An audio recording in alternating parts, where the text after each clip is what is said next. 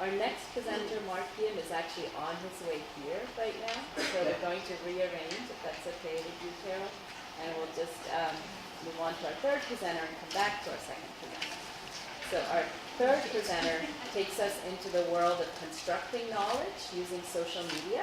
Carol Muller is professor of music and a specialist in South African music, critical ethnography, comparative religion, gender studies, diaspora, and historiography. Her pedagogical interests include academically based community service.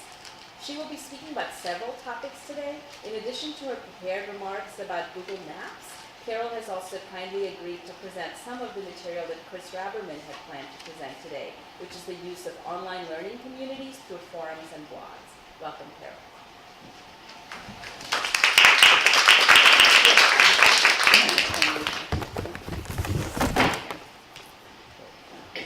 So I'm going to make mine pretty, well, you can do a lot of the looking yourselves, or we can have conversation about it. I've got a handout which is basically what my presentation is, so we can, I don't have to go through all the little details of it. And in fact, what I did is just put my presentation on one of my Blackboard sites, because I thought it would be easier to create the links that way. So I'll go into the class we're actually teaching now, which is where you will see what you've got in front of you in paper. I know we shouldn't be using the paper, but I just thought with the website it would be easier. I use very little paper myself these days. This is actually one of the, there we go, let's slide it down, there we go. Okay, so here is the presentation. And basically I teach music, and the new technologies have been fantastic for teaching world music in particular. Which doesn't have a lot of scores, which is the way in which we've traditionally taught musical knowledge in the academy. So what is really useful for me with the new technologies is the archives of sound, that have become increasingly available. I mean, just huge amounts of world music is now available. Maybe we have to pay for the licensing fees through the library, but Smithsonian Global Sound is one of them. And there are a ton of resources, and of course YouTube has become indispensable. In the last couple of years I've really started to use YouTube, and it is amazing what is out there and available. Why it's important for world music and cultures is because students this is cross-cultural analysis, cultural diversity. When they hear the music just as recorded sound, they have no idea how to visualize what is going on. You cannot know. I will play a clip of music, like yesterday we did Zimbabwean and Mbira music, which is the little thumb piano, and I said, how many instruments? Students don't know, because you can't tell from the recording itself. The way it's played, one instrument will sound like four. You play tube and throat singing, the people are producing 3 lines of music, one person at the same time. You say, how many musicians? 3 musicians. No, there's one. All right, so this is why the visual is extremely important. So in many ways, I have felt very liberated with the new technologies, just in terms of the resources that are available to us. Of course, as you will see very quickly, there are problems like Well found some of his links are no longer valid. I had the same problem. We're going to see it over and over again. But anyway, so I want to say that for the study of world music and cultures, the new technologies are very enabling. They have the negative side for sure. So I have really embraced it, and really I love teaching with all the new stuff. I haven't ventured onto Facebook. I'm afraid of my privacy. So there you go. I don't want anybody to know anything. So the students can hear, they can see. Perhaps you can even learn virtually. When I talk about the Google Maps, you will see you can learn the different instruments of Ghanaian drumming ensembles, and you can click and play the bell, and you can play the atsameru, or whichever drum you want to, and you can create your own ensemble sound. So there is a virtual kind of fun dimension to it as well. And then the thing that I found very helpful is that I can help students to learn to listen, because they can listen repeatedly. You have access to Smithsonian Global Sound. You can go in there and listen to the recording over and over. So when I actually taught my materials for one of the writing classes, students are terrified of writing about music, talking. They feel they need some sort of expert knowledge. And what you're trying to do is empower them to say, I can use the language that I have at my disposal and start to make sense of what I'm hearing. And so will start off the class by having people listen to Bushman music, which is very, very, students don't even think it's music. But because they can listen repeatedly, I get them to write as they're doing it. What you find is that it comes closer and closer, and even if they don't like it at the end, at least they have listened, and they've started to try to make sense of it. And then you give them an academic article and they sort of put the two things together. But the problem always with music classes is that music takes time to listen to. And they don't want to do it on their own without some guidance or some help. So the online access, and then of course the copyright issues, how do you publish a book with all these different examples? If we can just get a license as we have for, pay for the licensing as we have with Smithsonian Global Sound, I've got a whole reservoir of sound available to me that I can use for the students. So that generally is what I'm going, the big sort of motivation, I think, and the kind of liberation I've felt with new technologies and all that it has to offer for us. Now I'm going to talk very quickly, I'm just going to really show you the website, and then if you want to talk at lunch or whatever, we can talk more about it. My first sort of foray into new technology stuff was about 10 years ago with my field methods in ethnomusicology class, which is like a field methods in anthropology. How do I teach it in meaningful ways without it being a book knowledge kind of thing, which is either my undergraduate experiences, my teacher said, I'm not teaching you, just have to go in the field and do it yourself, that's what I was told. Or it's book knowledge, and so it has no real sort of meaning of the kind of reality of what it is to work with people, living human communities. So we have created an online archive, and I'm going to tell you there are disadvantages to this, but it is kind of cool, called West Philadelphia Music. So I've done a project in jazz, gospel music. We've worked with an Islamic community. Here we've got a number, these are all films students have made. It really is, these are mostly graduate students, not undergraduates, but we work with the Cuba Institute on 47th and Lancaster. Then I had an artist in residence. So we've got lots of material that is here, and my colleague Tim Rahman has taught some more classes. Now the material isn't all up there, and this is the disadvantage. I mean, the stuff is really, if I click on the Women in Quranic Recitation, you can see. So this was made by a graduate student who actually works in Zimbabwe, not in Islam, but really beautiful film of women in Islam on 47th and Lancaster, how they are learning to recite the Quran. I can fast forward it a little bit, but there's the conversation, all available. These are 20-minute films made by graduate students in the field methods class.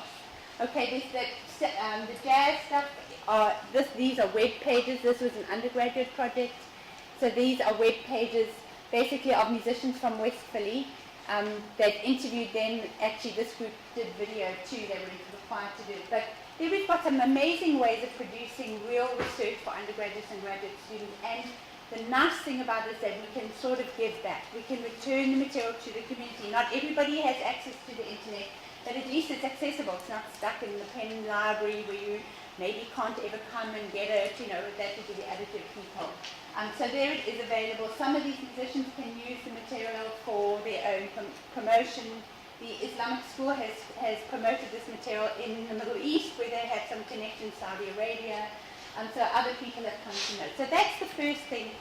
The issues are issues of representation that students really confront in real ways, which is people in your community are going to see what you've put online about them.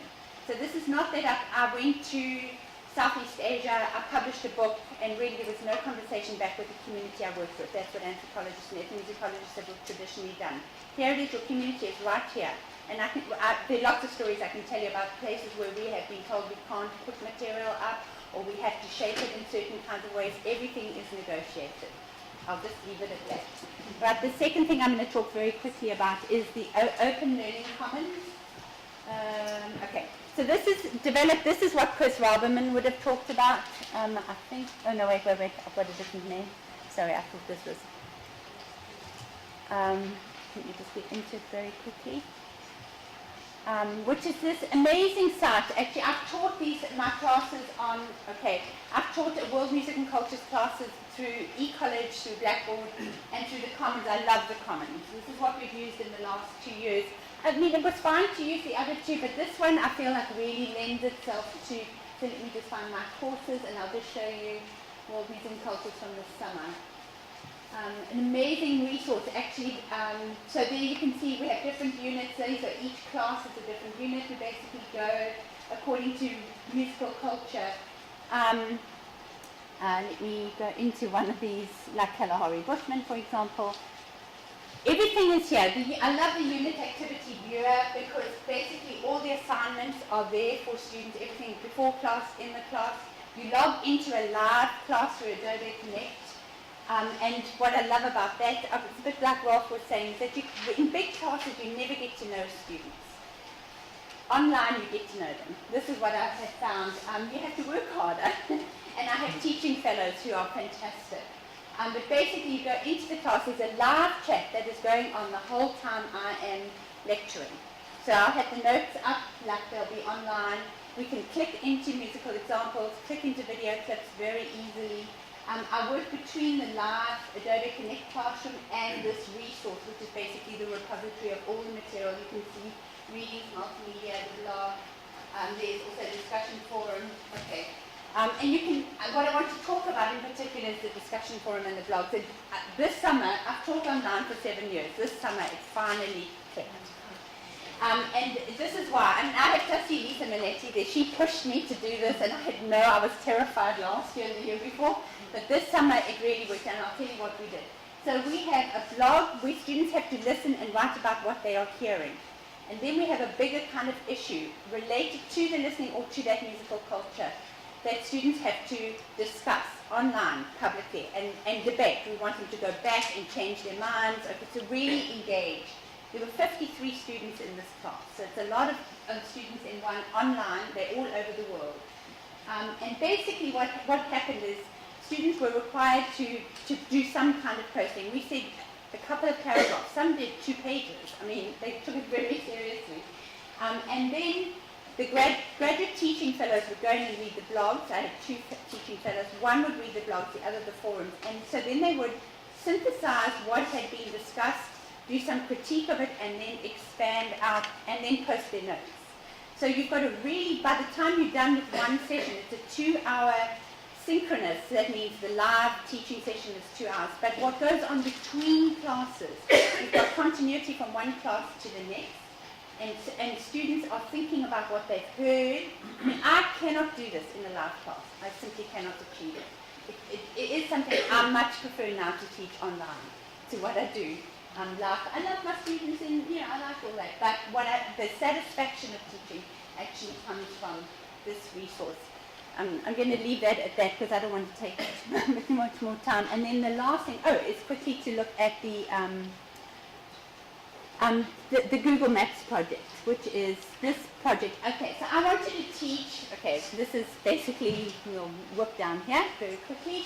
I wanted to teach a class on Africa. My sense of the class on Africa is that students think Africa is a country, not a continent, that everything is drumming, and that Africa is the past. It is our past. Well, it's becoming true, right? We all do come from Africa genetically, but, so the science says. But I didn't want to think that Africa has no contemporary reality. So I teach a class on the contemporary music of Africa. And I wanted the continent to come alive for students. How do I do it? I wiggled myself over to Weigle and found David, who's somewhere there. And I said, and Anu, and said, what about Google Maps? Could I do something with that? I mean, I don't know, okay? And they were fantastic. David came into my class and showed students basically, I would love to use Google Earth, but Google Maps seemed like the less overwhelming and intimidating thing. And basically, so what I did, we worked through the continent, all right? It's too fast, there are all kinds of disadvantages, but I wanted students to have a sense of the complexity of the place, the 5 different regions. So in groups of 2, the first time I taught this class, I had 55 students. I thought I would have 30. But we could only do 1 map per group. There were 3 or 4 students per group. They took a chapter out of the rough guide, this is what we have available, to the music of Africa and the Middle East. And they brought the pages to life. And let me show you what they did. I mean, there are lots that I could have shown you. I'm going to click and I'm done. I'm sorry. Yep, I'm clicking and done. This is why I gave you the page. I am clicking and done. What I want you to do, you're not going to push me over until I take it. You need to take a look. This is an extraordinary map. And I think you can Google it separately. If you just take that, cut and paste that link in, you'll find it. There are ways to learn African Ghanaian drumming in the east, in the west, in the north, and the south. And this is 3 students brought the chapter to life. You have to really click on the stuff. There are YouTube clips. You can see the up and down. They even got the drumming going. They've done it by region. They've color coded. So if I could just quickly so that you can just see something of the country. And then I want them to have the diasporic roots. So when musicians have traveled to different places, you've got a sense that a country is in motion and its music. And the Madagascar one is exactly the same. I mean, not exactly the same, but you get the idea. I am done.